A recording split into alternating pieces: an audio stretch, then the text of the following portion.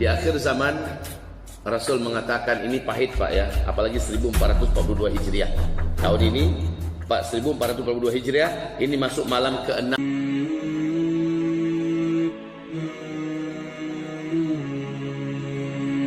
Bagi yang suka tolong like and share.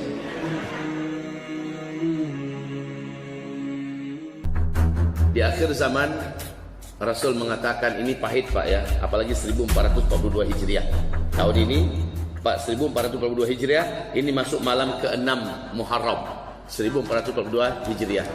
Tahun ini akan lebih pahit, lebih berat, lebih banyak ujiannya, lebih padat petakanya, lebih besar huru-haranya, lebih hebat petakanya yang akan menimpa kita semua Pak. Sedunia, bukan hanya di Pekanbaru, sedunia.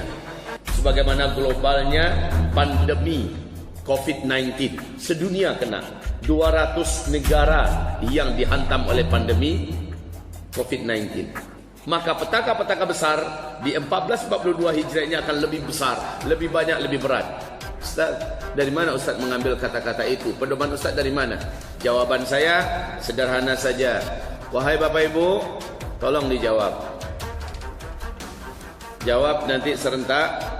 Menurut Bapak Ibu semua, secara ekonomi, secara keuangan, secara finansial, hitungan global, mana yang lebih berat? Perekonomian sekarang atau 10-20 tahun yang lalu? Mana yang lebih berat Bapak Ibu? Sekarang, sepakat ya? Sepakat? Yang kedua, coba jawab. Menurut Bapak Ibu semua, dalam hal perkembangan kesehatan, mana yang lebih berat umat zaman sekarang menghadapi kondisi kesehatan global atau 10-20 tahun yang lalu? Mana yang lebih berat? Dunia, negara-negara di dunia serentak menuntut Cina sekarang ini, menuntut ganti rugi karena mereka menutupi kasus COVID-19 ini dari awal, dan ini menyebabkan terjadinya pandemi global. Kerugian tiap-tiap negara tidak mampu dikira, dan tiap-tiap negara sekarang sudah menuntut kepada Cina ganti rugi. Dari mana dia akan bayar? Kegagalan ini menjadikan Cina betul-betul ambruk seambruk-ambruknya.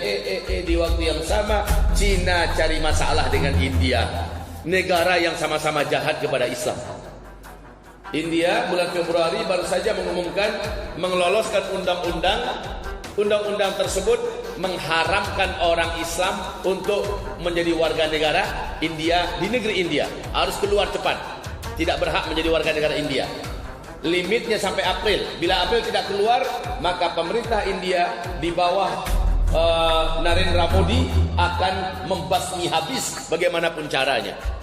Allah Maha Adil, di bulan Maret Covid pun masuk India. Habis tunggang langgang India, kocar kacir, lockdown sana, lockdown sini. Ekonominya langsung ambruk dan amblas. Sekarang India dan Cina berhadap-hadapan di perbatasan Lembah Golan. Allahu Akbar. Allah hadapkan negeri-negeri jahat kepada Islam ini sesama mereka.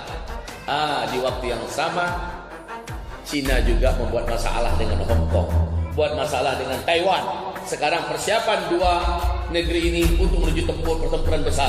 LCS membara. Cina berhadap-hadapan dengan Amerika Serikat, dengan Filipina, dengan Thailand, dengan Malaysia, bahkan dengan Indonesia, dengan Brunei Darussalam. Mereka tidak menerima. Jepang juga tidak menerima. Sekarang Australia ikut campur, dan juga Inggris ikut campur, ikut berpihak kepada Amerika untuk menghadapi Cina. Sementara di sebelah utara, Turki sedang bersiap-siap perang dengan Yunani dan dengan Prancis, dengan Mesir. Di waktu yang sama, NATO bersiap-siap perang melawan Rusia. Ini zamannya ke depan adalah zaman perang. Sudahlah krisis ekonomi yang berat yang harus dihadapi, peperangan yang tidak dapat tidak. Dan itu ada dalam hadis-hadis Nabi SAW. Nabi tidak merinci nama negara, Pak. Nabi tidak merinci kejadiannya apa, lika-liku kejadiannya apa. Nabi hanya mengatakan pada masa itu sangat banyak terjadi pertumpahan darah, sangat banyak terjadi pembantaian, sangat banyak terjadi pembunuhan dan peperangan. Pada masa itu kelaparan merata di mana-mana. Pada masa itu kata Rasulullah, uang kertas menjadi tidak ada nilai dan harganya. Dan saat itu kalian kembali menggunakan emas. Oke, apa yang kami sampaikan terjadi. Tapi ke depan intinya lebih berat. Kalau begitu persiapan kami ini apa, Ustaz? Kalau iya bencana-bencana alam sangat besar ke depan yang harus kami hadapi. Kalau iya peperangan di mana-mana terjadi. Apalagi sekarang Bapak tahu, dalam kondisi ekonomi yang begini berat, Menhan, Menteri Pertahanan Republik Indonesia, Prabowo, konsentrasi memperkuat alutsista TNI kita. Ada apa? Ada apa? Saya yakin Bapak Ibu bisa membaca kondisi keadaan LCS, di mana sang pongah dan congkak RRT di bawah Xi Jinping mengklaim bahwa 85% Laut Cina Selatan itu adalah milik Cina. Padahal setiap negara hanya punya wilayah teritorialnya dan tepian pantai hanya 12 mil. Sementara Cina mengklaim 1.200 mil itu milik dia semua, termasuk Laut Natuna kita. Ya, ini tidak diterima oleh Republik Indonesia. Brunei juga menolak, menentang. Malaysia juga demikian. Akhirnya mau tidak mau Indonesia dipaksa oleh keadaan di bawah pimpinan Bapak Prabowo Subianto untuk memperkuat alutsista dan meregenerasi ulang, merecovery ulang seluruh peralatan militer yang sudah out of order. Sekarang beli dengan harga yang luar biasa, beli dari Rusia, beli dari Cina, beli dari Amerika, beli. Persiapan menuju penguatan Indonesia, karena memang tidak bisa tidak.